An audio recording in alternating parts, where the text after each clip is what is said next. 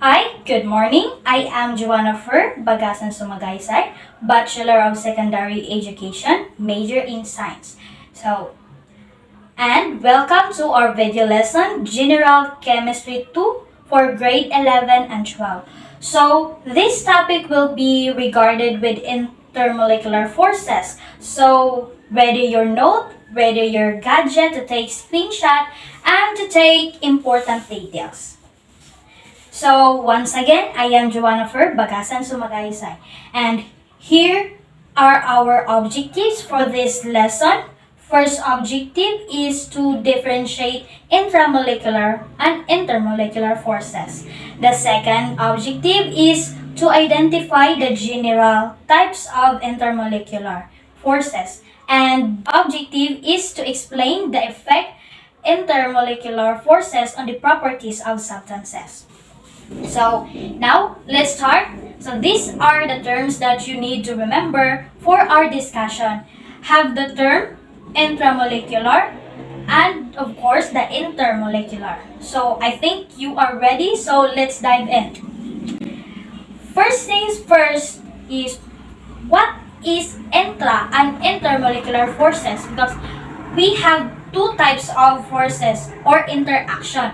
So intermolecular force and intramolecular force. So the term intra in the intramolecular, it means within or inside.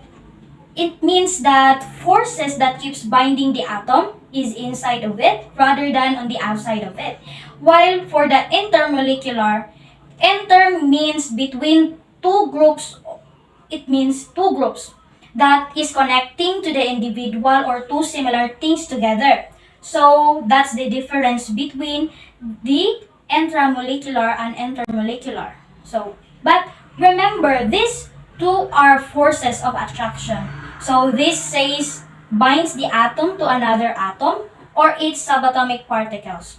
So let's have first the intramolecular forces. So intramolecular forces are the forces that binds different atoms to the another atom. So if you will see in this illustration, this is an example of intramolecular forces. So this chemical molecule is H2O or water, wherein because of intramolecular forces, hydrogen atom are attracted to the oxygen atom. So for example, of intramolecular forces is covalent bonding, which is happening to the H2O molecule. Yes, you have the chemical symbol and of course the Lewis structure. And you have here the intramolecular forces. So the next one is the intermolecular forces. So intermolecular forces is the forces that binds molecules to atom, molecules or ions. It means that it combines two different atoms to each other of two similar atoms to each other. So you have here a molecule A and molecule B combined with intermolecular forces. And the good example of this one is, as you can see in the illustration, there's you have the two molecules that binded by intermolecular forces. So this is also known as van der Waals forces. The next question is that why intermolecular forces is important. And always remember that because of intermolecular forces, it dictates the physical properties or chemical properties of the substance, whether the substance will become adhesive, cohesive, or has a viscosity, or so on and so forth. So that is how intermolecular forces is important. And now, what are the different types of intermolecular forces? So we have four main types of intermolecular forces. So the first one is what we call the ion-ion interaction. The second one is the dipole-dipole interaction. And the third one is the hydrogen bonding. And the last one is the dispersion forces. So we will discuss each of these forces through this presentation. The first type of interaction is the ion-ion interaction. But before we go into this type of interaction, let's define first what is the meaning of ion. So ion is what we call as the particle or atom or molecule with electric charge. So whether it is a positive or negative, that is what we call the ion. So if we will observe this particular presentation, you have two types of ion. So you have the cation and the anion. So cation is a positively charged, while for the anion, that is a negatively charged. Remember also that cation has more protons than electrons, while an ion has more electrons than protons. So let's give some example of these ions that these particular elements. So you have here the positive one, which is the cation, and the negative one, which is the anion. So you have a sodium ion. That's why it has a symbol of in A, and then the plus sign, so please superscript. And of course, you have the potassium, silver, hydrogen, and so on and so forth. While for an ion, you have the fluoride, chloride, bromide, iodide, hydroxide, nitride, manganite, and so forth. And a very good example of this ion-ion interaction is that the ionic bonding. So you have the two, the covalent bonding and then the ionic bonding. So what is covalent bonding? Covalent bonding is happening or occur within there is a sharing of electrons, while for ionic bonding, there is a transfer of valence electrons between atom, while in sharing, it means you have your valence electron to other atom. While for the ionic bonding, there is no sharing. There is already a donation of valence electron to another atom. So it generates two positively or oppositely charged ion. Therefore, it produced a dipoles. So these dipoles will create a positive charge or positive pole and the negative poles. So example, we have a sodium fluoride or NaF. So if you will have an illustration of this on ionic bonding, it will look like this one. So sodium ion transferred one of its electron to fluoride for it become valence or in octet group. So you can see this illustration now of them is now on the octet group. So upon of transferring of sodium to fluorine, also, ion-ion interaction is the interaction between oppositely charged ions. So it means that there should be an interaction between the two opposite poles, the positive and the negative pole. This occurs usually in ionic compounds or in ionic bonding. It is also the strongest intermolecular forces, and of course, it follows the principle of opposite attracts. So you have here the interpretation of the ion-ion interaction. So the second type of intermolecular forces is what we call the dipole-dipole interaction. So dipole-dipole interaction occurs between two polar molecules. It means that you have one polar molecule and another polar molecules combining to each other. That's why they form a dipole-dipole interaction. And compared to the ion-ion interaction, because dipole-dipole interaction is weaker by force rather than on the ion-ion interaction, so the first one.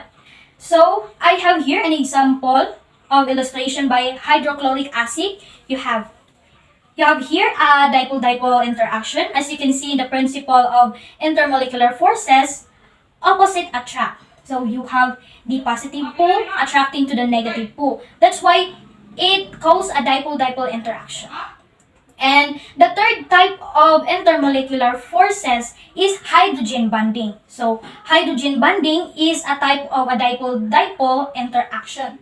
So it occurs between polar molecules containing hydrogen in the dipole-dipole interactions.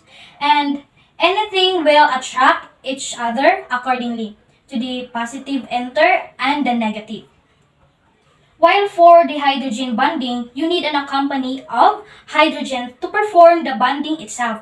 Compared to the dipole-dipole interaction, this is a somewhat stronger rather than to the original dipole-dipole interaction. So you have here an example of water molecule interacting to each other. So you have the water molecule 1, 2, 3, 4, 5, and 6. So all of these water molecules have an interaction to each other or forces to each other. So So you have here the center of the hydrogen bonding, wherein the positive pole of hydrogen is attracted to the negative pole of the oxygen. Still, there is a dipole-dipole interaction, okay? Okay, the fourth type of intermolecular forces is the dispersion forces. So, dispersion forces is present in all molecules, but remember that it is only force present in a non-polar molecule. Well, for polar molecules, you have the dipole-dipole interaction.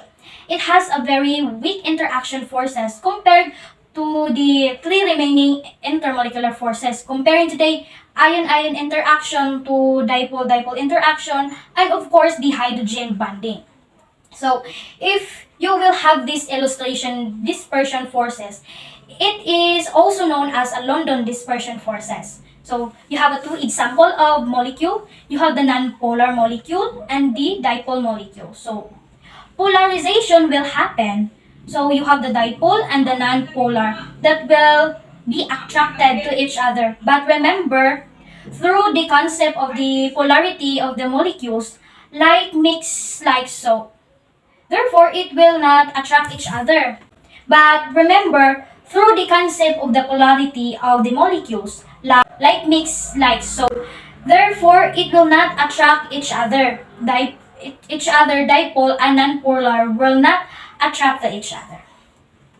Therefore, you need to perform an induced dipole interaction to have a forces binding to each other. So if that will happen, you will have now the London dispersion forces. So as you can see here in this illustration, this non-polar molecule will have an induced dipole for it to become attracted to the another dipole. So if this thing occurred, this will now call us a London dispersion forces.